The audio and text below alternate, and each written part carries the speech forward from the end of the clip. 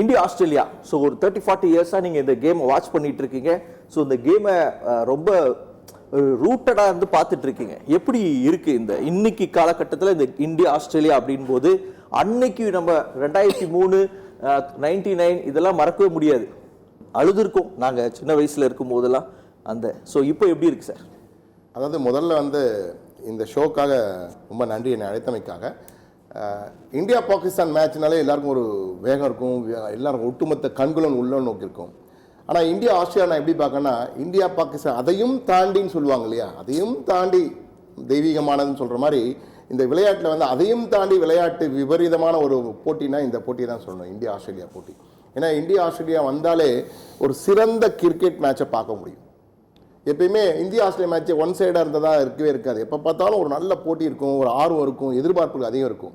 இந்த 2023 world cup final மட்டும்தான் one சைடாக முடிஞ்சுது. அதற்கு காரணம் எல்லாருக்கும் என்னன்னு தெரியும். ஆனால் இந்த வாட்டி பழிக்கு பழி இந்தியா, ரிவேஞ்ச் கேம் தான் சொல்லிட்டு இருக்காங்க எல்லாருமே. ஏன்னா ரோஹித் சர்மாவுடைய கடைசி ஐசிசி டோர்னமெண்ட்டாக இதான் இருக்கும். விராட் கோலியை பற்றி நம்ம சொல்ல முடியாது, சச்சின் டெண்டுல்கர் மாதிரி அவர் விளையாட வர மாட்டாருன்னு அவர் மட்டும் தான் முடிவு பண்ணுவார். ஆனால் ரோஹித்துக்கு கிட்டத்தட்ட இதுதான் கடைசியான ஒரு நாள் போட்டி, ஐசிசி சாம்பியன்ஷிப் போட்டியாக இருக்கும். எனவே அவருடைய மிக முழு முயற்சி இந்த போட்டியில் பார்க்கலாம். அவர் எப்படி வந்து T20 வேர்ல்ட் கப்பை ஜெயிச்சாரோ அதே வேகத்தில் தான் இதில் இருக்கார். அவருடைய மூமெண்ட், பாடி லாங்குவேஜ், பேசுகிற விதம், அந்த போட்டியில் அணுகிற முறை எனத்தையும் பார்க்கும்பொழுது பீக்கில் இருக்கார் அவர்.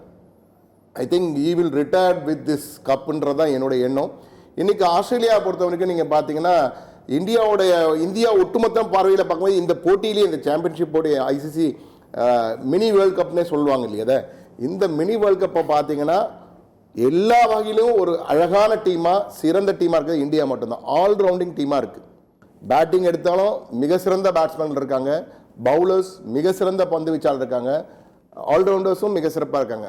ஆல்ரவுண்டிங் டீமாக இருக்கிறது ஒரே டீம் பார்த்தீங்கன்னா இந்தியா மட்டும்தான் சார். அப்படி பார்க்கும்போது இப்போ நீங்கள் எல்லா மேட்சும் இந்தியா ஜெயிச்சுட்டு வந்திருக்காங்க, சூப்பராக வந்து பெர்ஃபார்ம் பண்ணுறாங்க.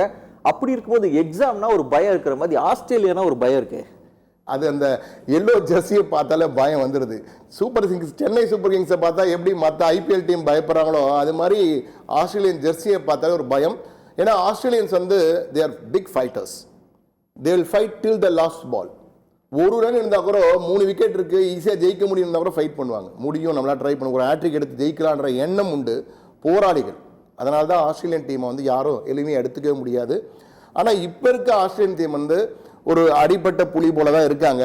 பாய்ந்து வருவாங்களான்னா நிச்சயமாக அது வாய்ப்பு குறைவு. ஏன்னா நம்ம சிங்கம் கர்ஜிக்கிற சிங்கமாக இருக்கும், காட்டுக்கு ராஜாவாக சிங்கமாக நம்ம போயிட்டுருக்கோம். அதனால் அவங்க அடிப்பட்ட கங்காருவாக இருக்காங்க. புலி என்பதை விட கங்கார் என்பதுதான் கரெக்ட். ஏன்னா நம்ம தான் புலியாக இருக்கும். ஏன்னா 2023 அடிப்பட்ட புலியை இப்போ சினம் கொண்ட புலியாக பாயறதுக்கு தயாராக இருக்கும்.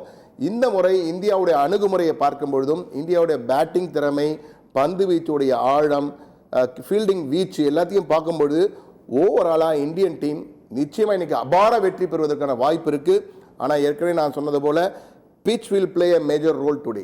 ஏன்னா துபாய் பிச் வந்து ஒரு கட்டாந்தரை பிச். முதல்ல விளையாடுறவங்களுக்கு வாய்ப்பு அதிகம், டியூ வரும்லாம் சொல்லுவாங்க. ஆனால் டியூவில் பெருசாலாம் இருக்காது இந்த காலகட்டத்தில். இந்தியா வந்து சுழல் பந்து வீச்சில் வந்து மிக சிறப்பாக இருக்காங்க.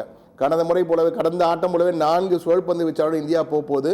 இந்தியாவோட சுழல் சுனாமியில் ஆஸ்திரேலியா சிக்கி சின்னாபின்னமாக போகுன்றா என்னுடைய கருத்தை நான் பார்க்குறேன். ஸோ ரொம்ப பாசிட்டிவாக ஸ்டார்ட் பண்ணியிருக்கிறாங்க சார். வந்து இன்னைக்கு 4 ஸ்பின்னரும் கலக்குவாங்க அப்படின்னு சொல்லி நம்ம லிவி கிட்ட போகலாம். லிவி, ஆஸ்திரேலியா டீம் வந்து சாதாரணமாக எடுத்துக்கவே முடியாது அப்படின்னு சொல்லி நம்ம பார்க்கலாம். ஸோ கடந்த 3 ஆட்டத்தில் 2 ஆட்டம் மழையினால தடைப்பட்டுச்சு, ஒரு ஆட்டம் பயங்கரமான ஆட்டம், அதுவும் 352 டார்கெட் பண்ணி அடிச்சு நொறுக்கிட்டாங்க.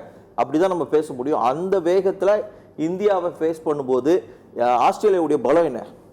ஆஸ்திரேலியாவோட பலமே வந்து நீங்கள் சொன்ன மாதிரி தான், இல்லை பேட்டிங். சார் சொன்ன மாதிரி team comparatively India to Australia compare பண்ணும்போது ஆஸ்திரேலியா டீம்னா எப்படி தெரியுமா இருக்கும்? ஒரு ரிக்கி பாண்டிங், ஒரு சைமன்சி, இவங்க அந்த மாதிரி ஒரு கிரேட் பிளேயர்ஸ் எல்லாம் பார்த்துட்டு இன்னைக்கு பேரே தெரியலங்க. கரெக்ட். நம்ம நிறைய பேருக்கு பேரே தெரியாம ஒரு ஐசிசி டோர்னமெண்ட்டுக்கு வந்த முதல் டைம்னு நான் நினைக்கிறேன் என்னுடைய கிரிக்கெட் இதுல. ஸோ அப்படி இருக்கும்போது நீங்க ஆஸ்திரேலியாவை கிரேட்டு அப்படி இப்படின்னு பேசுறதுக்கு என்ன காரணம்?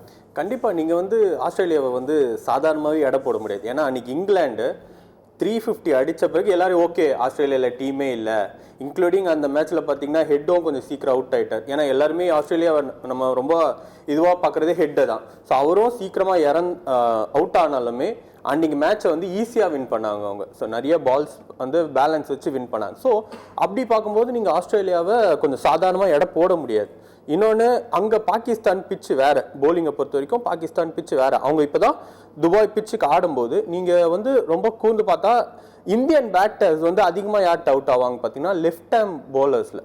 ஸோ அங்கே 2 பேர் வச்சிருக்காங்க. ஸோ இன்னும் நம்ம என்னன்னா அவங்க பால்ஸ் நிறைய ஆடினதே கிடையாது.